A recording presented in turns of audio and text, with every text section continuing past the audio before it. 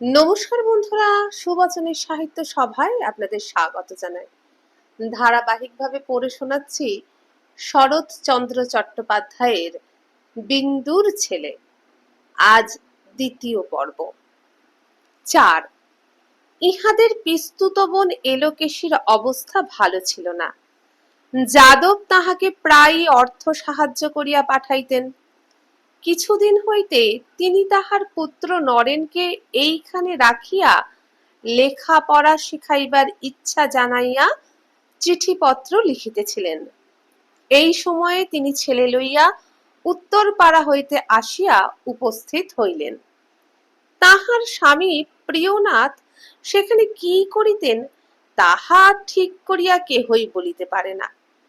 দিন দুয়েকের মধ্যে তিনিও আসিয়া পড়িলেন। নরেনের বয়স 16-17। সে চওড়া পাড়ের কাপড় ফের দিয়া পরিত এবং দিনের মধ্যে 8-10 বার চুল আঁচড়াইত। টেরিটা তাহার বাস্তবিকই দেখিবার বস্তু ছিল।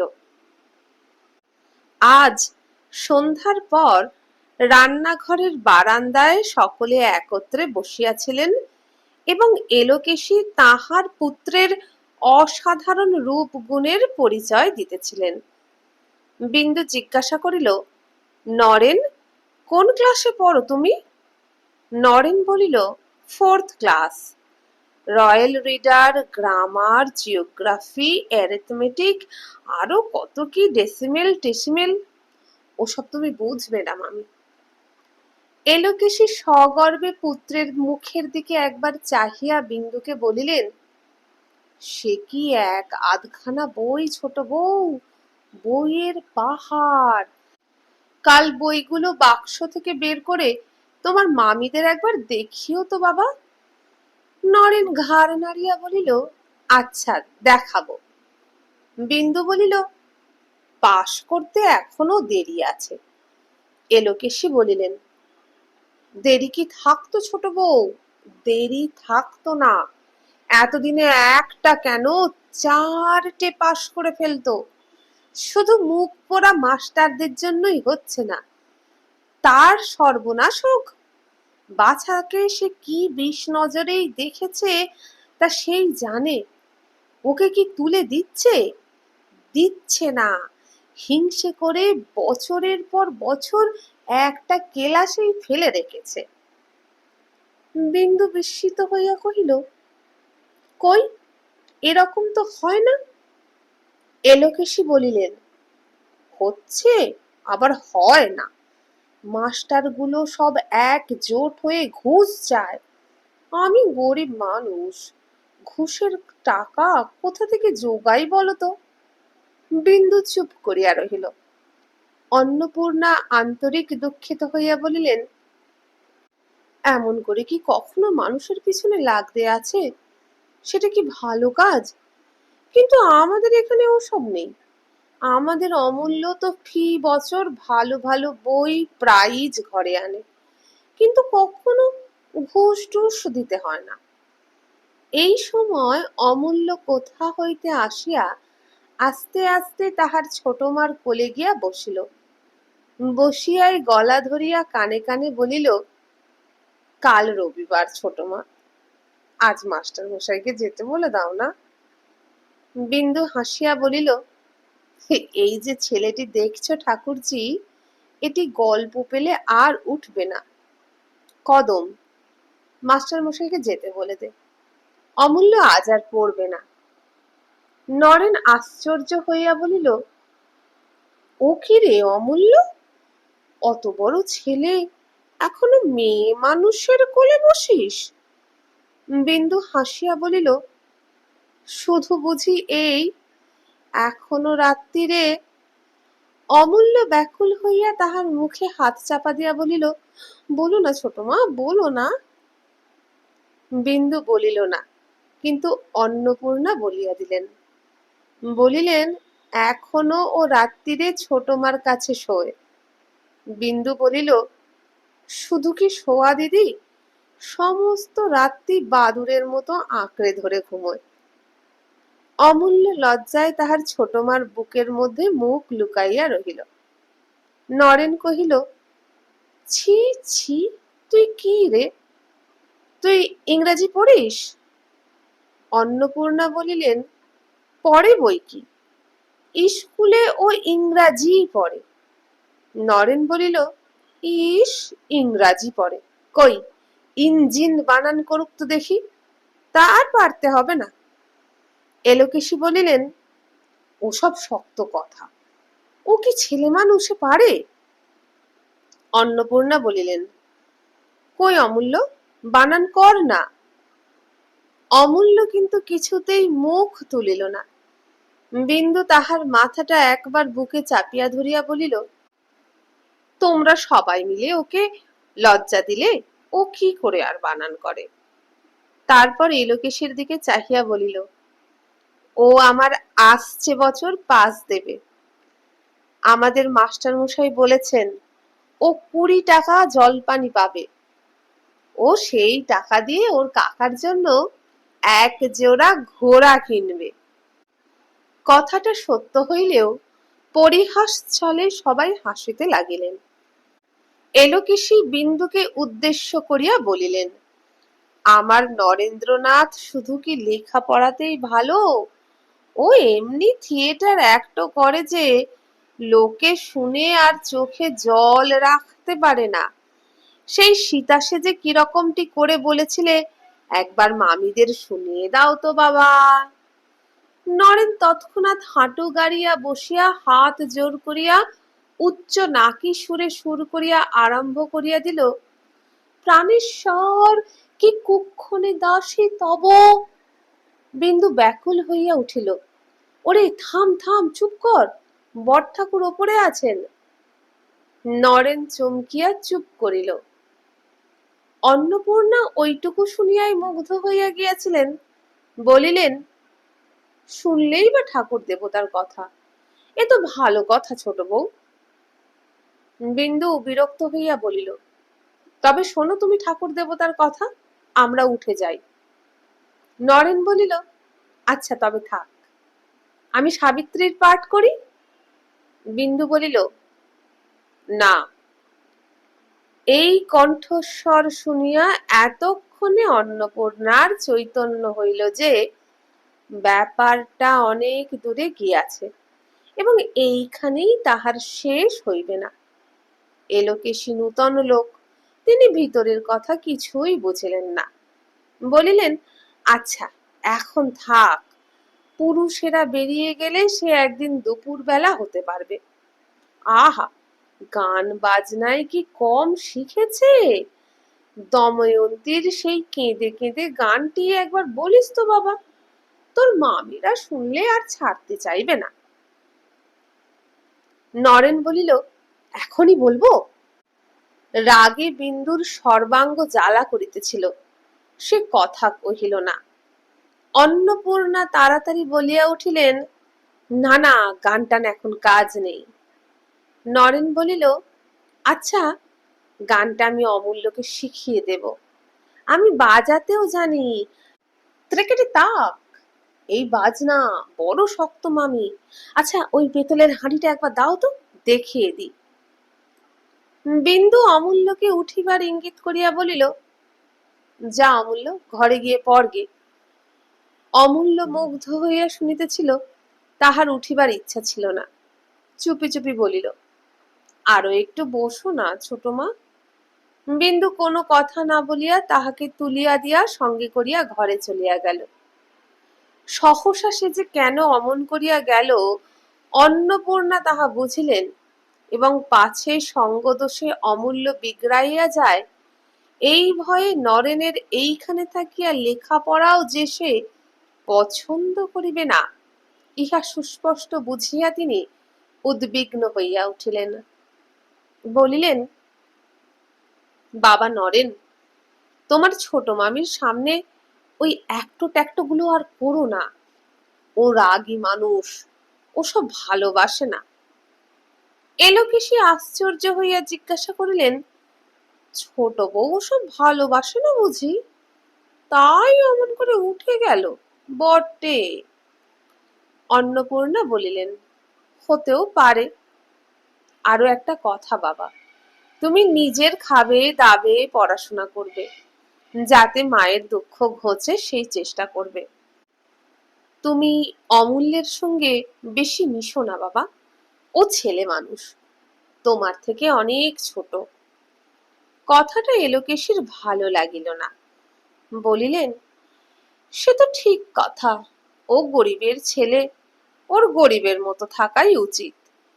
তবে যদি বললে তো বলি বড় বউ, অমূল্যটি তোমার কচি খোকা, আর আমার নরেনি কি বুড়ো?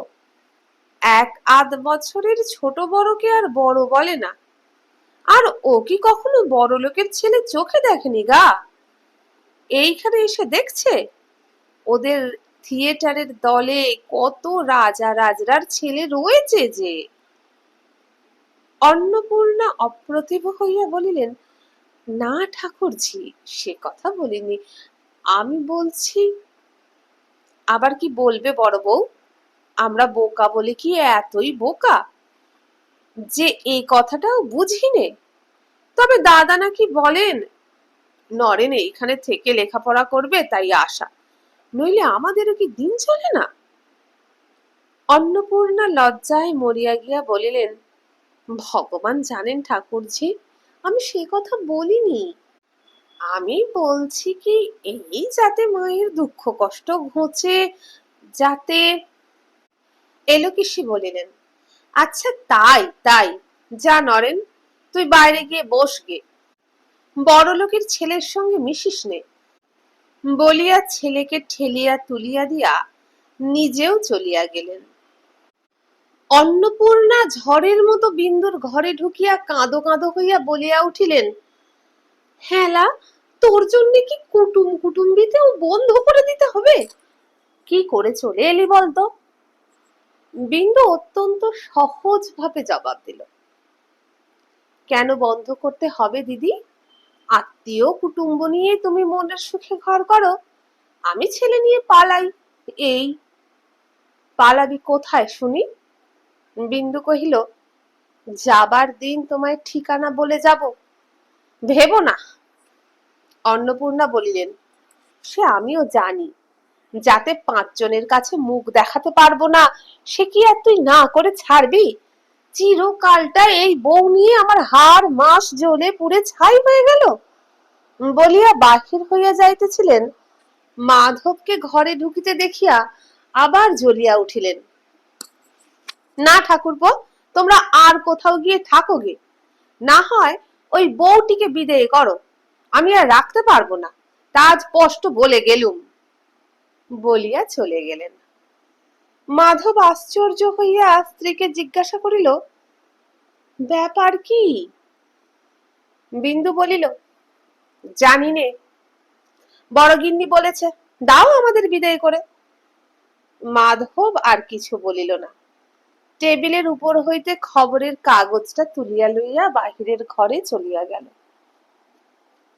5 ঠাকুরঝি দেখিতে বোকার মতো ছিলেন, কিন্তু সেটা ভুল। তিনি যেই দেখিলেন নিঃসন্তান ছোট বউর অনেক টাকা, তিনি তক্ষুনি সেই দিকে ঢলিলেন এবং প্রতি রাত্রে স্বামী প্রিয়নাথকে একবার করিয়া ভৎসনা করিতে লাগিলেন, তোমার জন্যই আমার সব গেল, তোমার কাছে মিছিমিছি পড়ে না থেকে এখানে থাকলে আজ আমি রাজার মা, আমার এমন সোনার চাঁদ ফেলে কি আর ওই কালো ভূতের মতো ছেলেটাকে ছোট বউ। বলিয়া একটা সুদীর্ঘ নিঃশ্বাসের দ্বারা ওই কালো ভূতের সমস্ত পরমায়ুটা নিঃশেষে উড়াইয়া দিয়া গরিবের ভগবান আছেন বলিয়া উপসংহার করিয়া চুপ করিয়া শুইতেন। প্রিয়নাথও মনে মনে নিজের বোকামির জন্য অনুতাপ করিতে করিতে ঘুমাইয়া পড়িতেন। এমনি করিয়া এই দম্পতিটির দিন কাটিতেছিল এবং ছোট বউয়ের প্রতি ঠাকুরঝির স্নেহ প্রীতি বন্যার মতো ফাঁপিয়া ফুলিয়া উঠিতেছিল।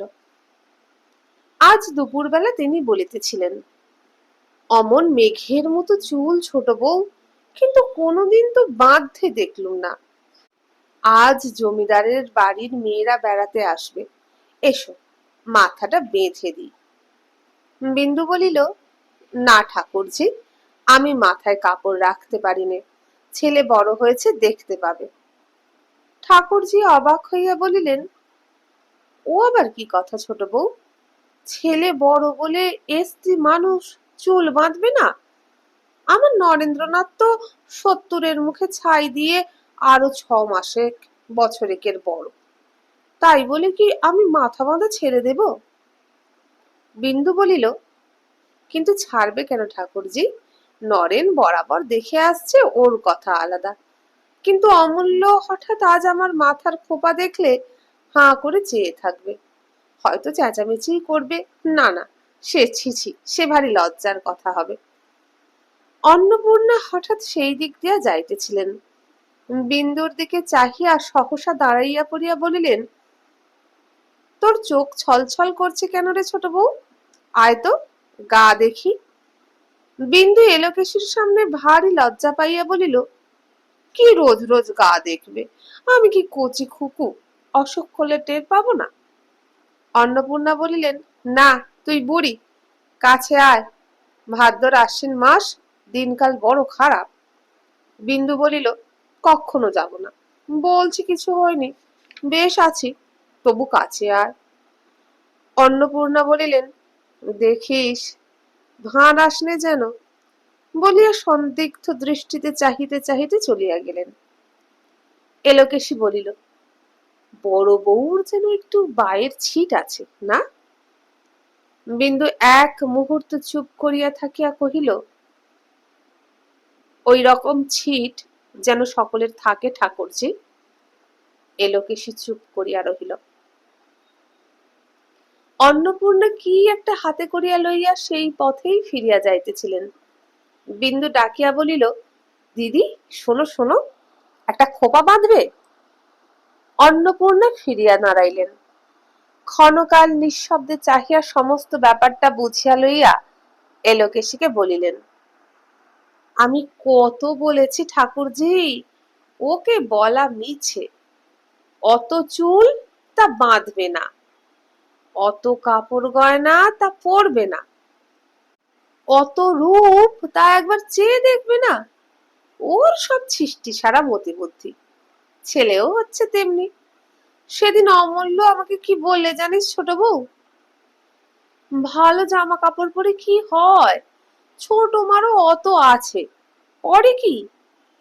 বিন্দু সগর্বে মুখ তুলিয়া হাসিয়া বলিল, তবে দেখো দিদি, ছেলেকে 10-এর একজন করে তুলতে গেলে মায়ের ওই রকমই ছিষ্টি ছাড়া মতিবুদ্ধি দরকার নাকি? যদি ততদিন বেঁচে থাকো দিদি, তাহলে দেখতে পাবে, দেশের লোকে দেখিয়ে বলবে, ওই অমূল্যর মা। বলিতে বলিতেই তাহার চোখ দুটি সজল হইয়া উঠিল। অন্নপূর্ণা তাহা দেখিতে পাইয়া সস্নেহে বলিলেন, সেই জন্যই তো তোর ছেলের সম্বন্ধে কোনো কথা আমরা কইনে, ভগবান তোর মনোবাঞ্ছা পূর্ণ করুন। কিন্তু ওই ছেলে বড় হবে, 10-এর একজন হবে, অত আশা আমরা মনে ঠাঁই দিই নে। বিন্দু সহসা আঁচল দিয়া চোখ মুছিয়া বলিল, কিন্তু ওই একটি আশা নিয়ে আমি বেঁচে আছি দিদি, বাপ রে। সহসা তাহার সর্বাঙ্গে কাঁটা দিয়া উঠিল। সে লজ্জিত হইয়া জোর করিয়া হাসিয়া বলিল, না দিদি, ও আশায় যদি কোনোদিন ঘা পড়ে তো আমি পাগল হয়ে যাব। অন্নপূর্ণা নিস্তব্ধ হইয়া রহিলেন। তিনি ছোট জায়ের মনের কথাটা জানিতেন না এমন নয়, কিন্তু আজ তার এমন উগ্র প্রকাশ দেখিয়া নিজের পুত্রের এই সর্বমঙ্গলাকাঙ্ক্ষিনীর মুখের দিকে চাহিয়া অনির্বচনীয় শ্রদ্ধায় মাধুর্যে তাহার হৃদয় পরিপূর্ণ হইয়া গেল। তিনি উদ্গত অশ্রু গোপন করিবার জন্য মুখ ফিরাইলেন। ঠাকুরজি বলিলেন, তা হোক ছোট বউ, আজকে তোমার মাথাটা। বিন্দু তাড়াতাড়ি বাধা দিয়া বলিল, হ্যাঁ ঠাকুরজি, আজ দিদির মাথাটা বেঁধে দাও। এ বাড়িতে ঢুকে পর্যন্ত কখনো দেখিনি, বলিয়া মুখ টিপিয়া হাসিয়া চলিয়া গেল। দিন ৫-৬ পর একদিন সকালবেলা বাটির পুরাতন নাপিত যাদবের ক্ষৌরকর্ম করিয়া উপর হইতে নামিয়া যাইতেছিল। অমূল্য আসিয়া তাহার পথ রোধ করিয়া বলিল, কৈলাস দা, নরেন্দার মতো চুল ছাঁটতে পারো? নাপিত আশ্চর্য হইয়া বলিল, সে কি রকম দাদা বাবু?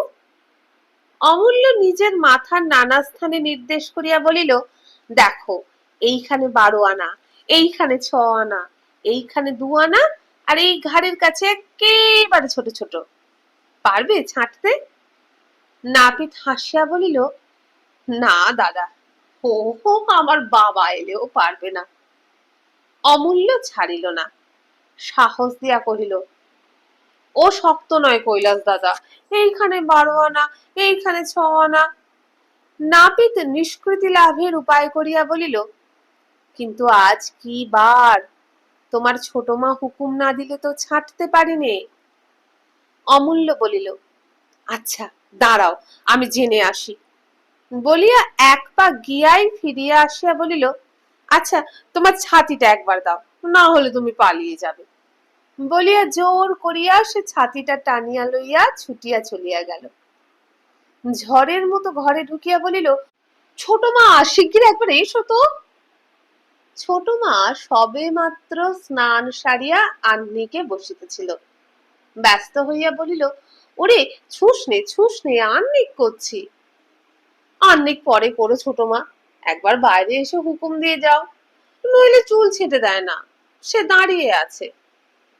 বিন্দু কিছু আশ্চর্য হইল, তাহার চুল ছাঁটাইবার জন্য চিরদিন মারামারি করিতে হয়, আজ সে কেন স্বেচ্ছায় চুল ছাঁটিতে চাহিতেছে?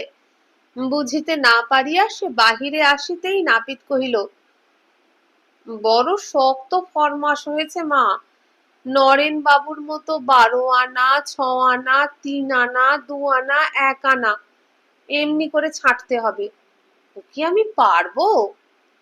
অমূল্য বলিল, খুব পারবে, আচ্ছা দাঁড়াও, আমি নরেনদাকে ডেকে আনি। বলিয়া ছুটিয়া চলিয়া গেল। নরেন বাড়ি ছিল না। খানিক খোঁজাখুঁজি করিয়া ফিরিয়া আসিয়া বলিল, সে নেই। আচ্ছা নাই থাকলো, ছোট মা তুমি দাঁড়িয়ে থেকে দেখিয়ে দাও, বেশ করে দেখো, এইখানে 12 আনা, এইখানে 6 আনা, এইখানে 2 আনা, আর এইখানে খুব ছোট। তাহার ব্যগ্রতা দেখিয়া বিন্দু হাসিয়া বলিল, আমি এখন আহ্নিক করবো যে? আহ্নিক পরে করো, নইলে ছুঁয়ে দেব। বিন্দুকে অগত্যা দাঁড়াইয়া থাকিতে হইল। নাপিত চুল কাটিতে লাগিল। বিন্দু চোখ টিপিয়া দিল, সে সমস্ত চুল সমান করিয়া কাটিয়া দিল। অমূল্য মাথায় হাত বুলাইয়া খুশি হইয়া বলিল, এই ঠিক হয়েছে, বলিয়া লাফাইতে লাফাইতে চলিয়া গেল। নাপিত ছাতা বগলে করিয়া বলিল, কিন্তু মা, কাল এ বাড়িতে ঢোকা আমার মুশকিল হবে। বামুন ঠাকুরন ভাত দিয়া ডাকাডাকি করিতেছিল। বিন্দু রান্নাঘরের এক ধারে বসিয়া বাটিতে দুধ সাজাইতে সাজাইতে শুনিতে পাইল, অমূল্য বাড়িময় কাকার চুল আঁচড়াইবার বুরুষ খুঁজিয়া ফিরিতেছে। খানিক পরেই সে কাঁদিয়া আসিয়া বিন্দুর পিঠের উপর ঝুঁকিয়া পড়িল। কিচ্ছু হয়নি ছোট মা, সব খারাপ করে দিয়েছে, কাল তাকে আমি মেরে ফেলবো। বিন্দু আর হাসি চাপিতে পারিল না। অমূল্য পিঠ ছাড়িয়া দিয়া রাগে কাঁদিতে কাঁদিতে বলিল, তুমি কি কানা, চোখে দেখতে পাও না? অন্নপূর্ণা কান্নাকাটি শুনিয়া ঘরে ঢুকিয়া সমস্ত শুনিয়া বলিলেন, তার আর কি, কাল ঠিক করে কেটে দিতে বলবো। অমূল্য আরো রাগিয়া বলিল, কাল কি করে 12 আনা হবে, এখানে চুল কই? অন্নপূর্ণা শান্ত করিবার জন্য বলিলেন, 12 আনা না হোক, 8 আনা 10 আনা হতে পারবে। চাই হবে, 8 আনা 10 আনা কি ফ্যাশন? নরেন্দাকে জিজ্ঞেস করো, 12 আনা চাই। সেদিন অমূল্য ভালো করিয়া ভাত খাইল না, ফেলিয়া ছড়াইয়া উঠিয়া চলিয়া গেল। অন্নপূর্ণা বলিলেন, তোর ছেলের কবে থেকে টেরি বাগানোর শখ হলো রে? বিন্দু হাসিল, কিন্তু পরক্ষণেই গম্ভীর হইয়া বলিল, দিদি, তুচ্ছ কথা, তাই হাসছি বটে, কিন্তু ভয়ে আমার বুক শুকিয়ে যাচ্ছে। সব জিনিসের শুরু এমনি করেই হয়। অন্নপূর্ণা আর কথা কহিতে পারিলেন না। দুর্গা পূজা আসিয়া পড়িল। ও পাড়ার জমিদারদের বাড়ি আমোদ আহ্লাদের প্রচুর আয়োজন হইয়াছিল। 2 দিন পূর্ব হইতে নরেন তাহার মধ্যে মগ্ন হইয়া গেল। সপ্তমীর রাত্রে অমূল্য আসিয়া ধরিল, ছোট মা, যাত্রা হচ্ছে, দেখতে যাব? বিন্দু বলিল, হচ্ছে না হবে রে? অমূল্য বলিল, নরেনদা বলেছে 3টে থেকে শুরু হবে। এখন থেকে সমস্ত রাত্রি হিমে পড়ে থাকবি? সে হবে না। কাল সকালে তোর কাকার সঙ্গে যাস, খুব ভালো জায়গা পাবি। অমূল্য কাঁদো কাঁদো হইয়া বলিল, না, পাঠিয়ে দাও। কাকা হয়তো যাবেন না, নয়তো কত বেলায় যাবেন। বিন্দু বলিল, 3টে-4টের সময় যাত্রা শুরু হলে চাকর দিয়ে পাঠিয়ে দেব। এখন শো। অমূল্য রাগ করিয়া শয্যার এক প্রান্তে গিয়া দেওয়ালের দিকে মুখ ফিরিয়া শুইয়া রহিল। বিন্দুক টানিতে গেল, সে হাত সরাইয়া দিয়া শক্ত হইয়া পড়িয়া রহিল। তাহার পর কিছুক্ষণের নিমিত্ত সকলেই বোধ করি একটু ঘুমাইয়া পড়িয়াছিল। বাহিরের বড় ঘড়ির শব্দে অমূল্যর উদ্বিগ্ন নিদ্রা ভাঙিয়া গেল। সে উৎকর্ণ হইয়া গণিতে লাগিল, 1টা, 2টো, 3টে, 4টে।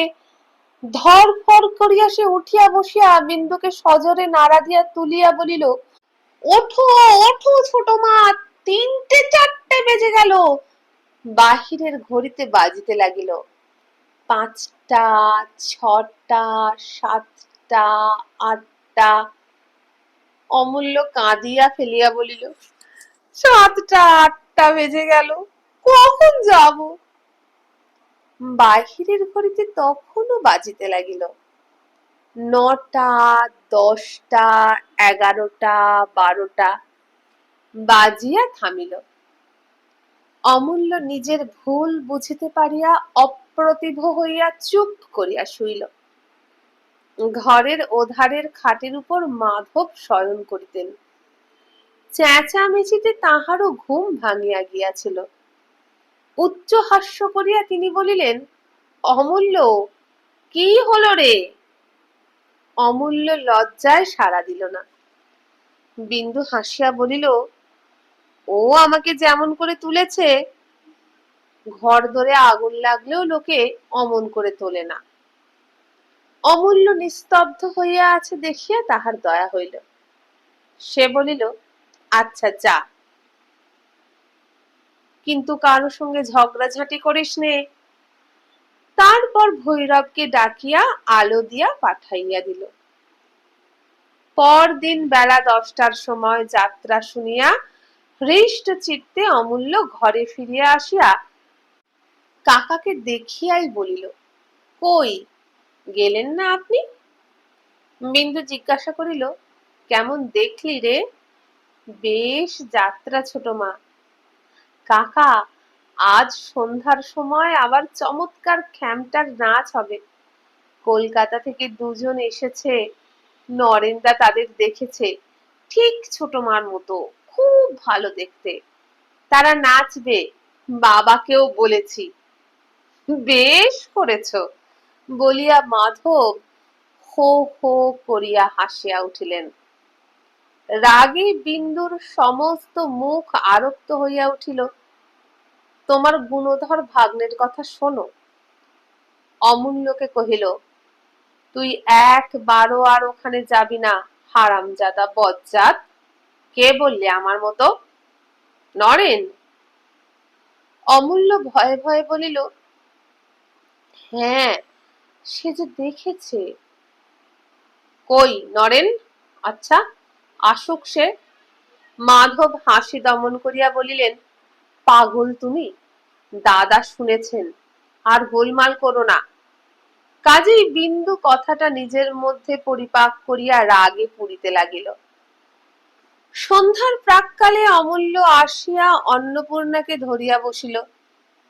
দিদি, পূজা বাড়িতে নাচ দেখতে যাব, দেখে এক্ষুনি ফিরে আসবো। অন্নপূর্ণা কাজে ব্যস্ত ছিলেন, বলিলেন, তোর মাকে জিজ্ঞেস করগে যা। অমূল্য জিদ করিতে লাগিল, না দিদি, এখনই ফিরে আসবো, তুমি বলো যাই। অন্নপূর্ণা বলিলেন, না রে না, সে রাগী মানুষ, তাকে বলে যা। অমূল্য কাঁদিতে লাগিল, কাপড় ধরিয়া টানাটানি করিতে লাগিল।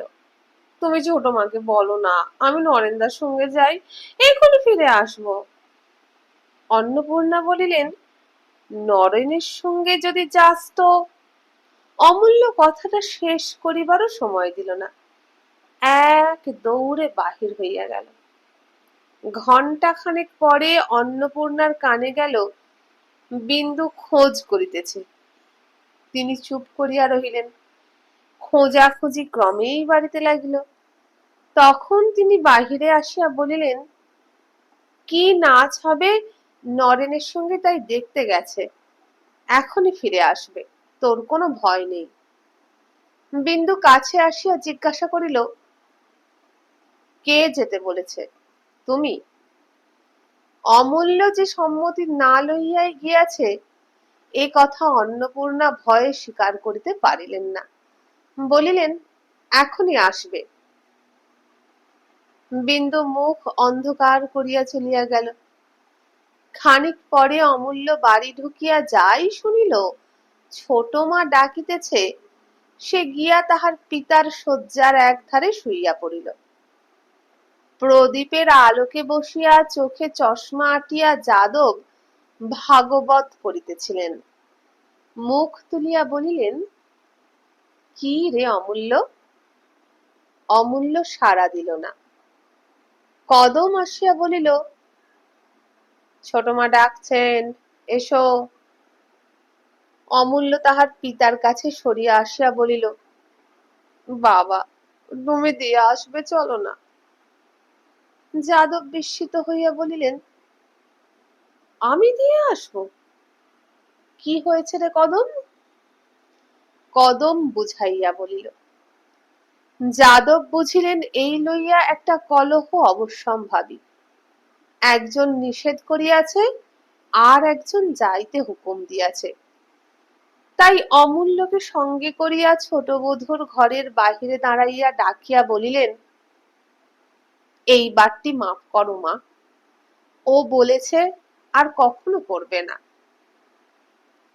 সেই রাত্রে দুই যায় আহারে বসিলে বিন্দু বলিল, আমি তোমার উপর রাগ করছি না দিদি, কিন্তু এখানে আমার আর থাকা চলবে না। অমূল্য তাহলে একেবারে বিগড়ে যাবে। আমি যদি মানা না করতুম তাহলেও একটা কথা ছিল, কিন্তু নিষেধ করা সত্ত্বেও এত বড় সাহস ওর হলো কি করে? তখন থেকে আমি শুধু এই কথাই ভাবছি। তার ওপর বজ্জাতি বুদ্ধি দেখো, আমার কাছে যায়নি, এসেছে তোমার কাছে। বাড়ি ফিরে যাই শুনেছে আমি ডাকছি, অমনি গিয়ে বট ঠাকুরকে সঙ্গে করে এনেছে। না দিদি, এতদিন এসব ছিল না।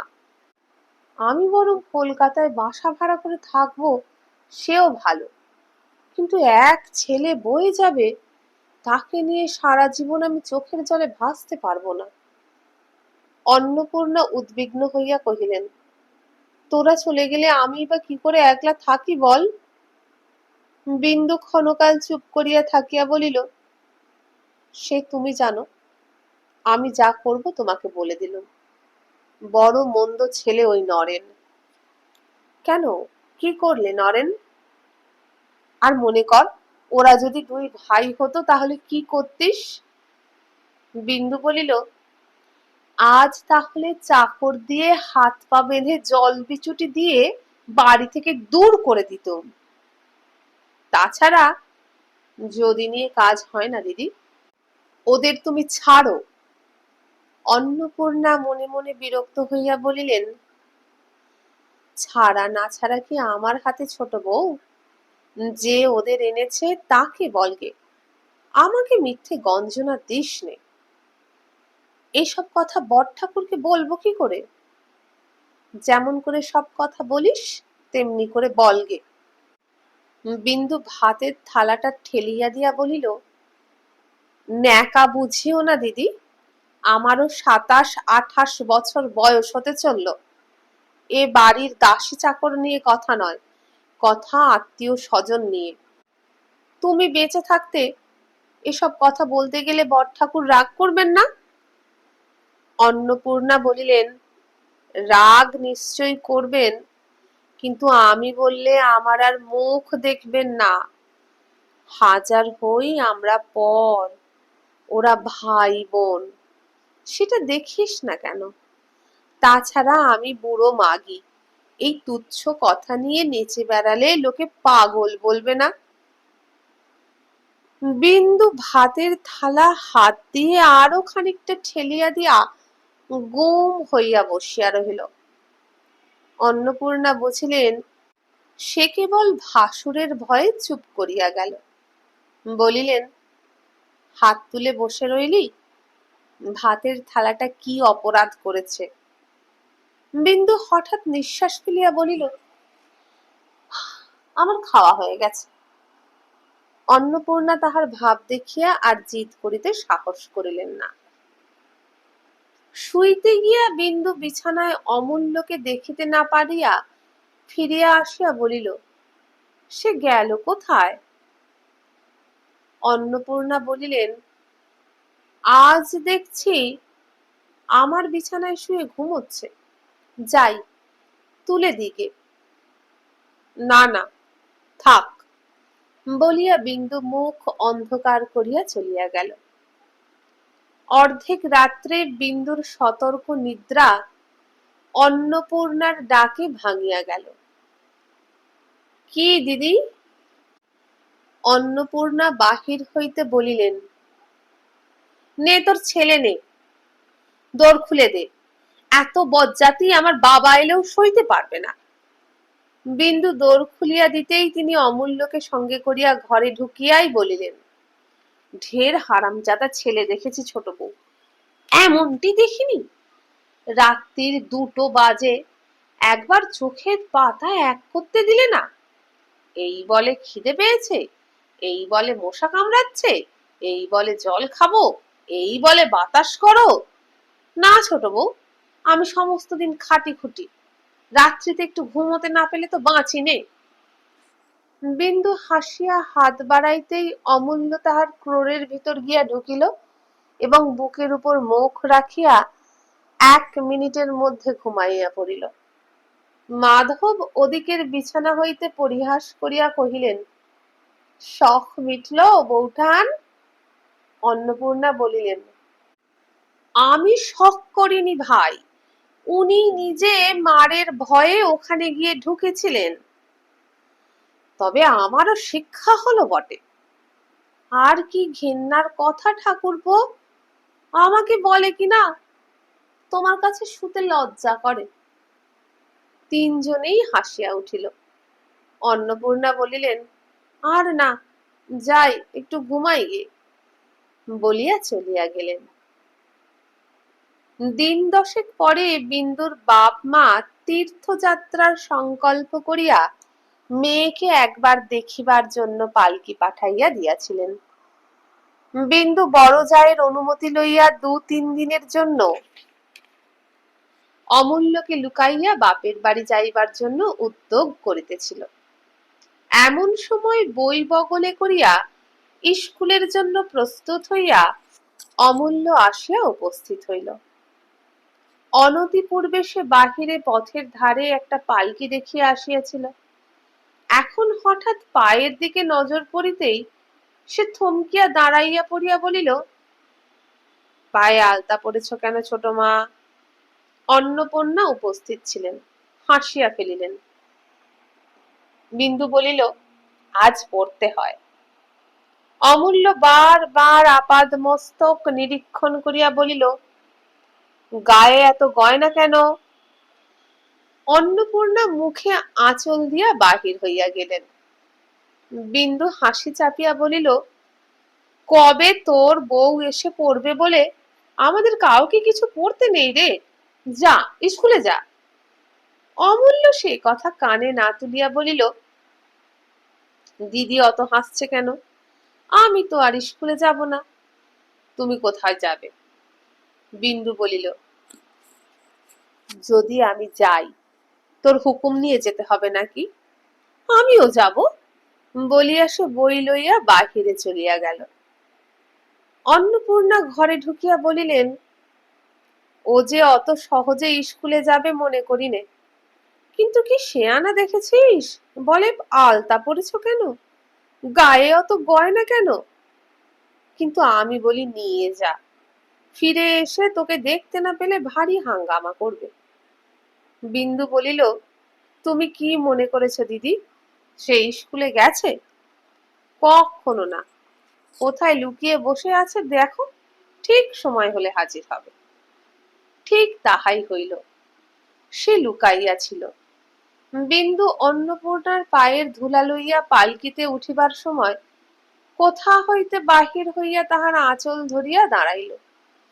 দুই যায়েই হাসিয়া উঠিলেন। অন্নপূর্ণা বলিলেন, যাবার সময় আর মারধর করিস নে, নিয়ে যা। বিন্দু বলিল, তা যেন গেলুম দিদি, কিন্তু কোথাও যে আমার এক পা নড়বার জো নাই, এ তো বড় বিপদের কথা। অন্নপূর্ণা বলিলেন, যেমনটি করেছিস তেমনই হবে। অমূল্য, থাক না তুই দুদিন আমার কাছে।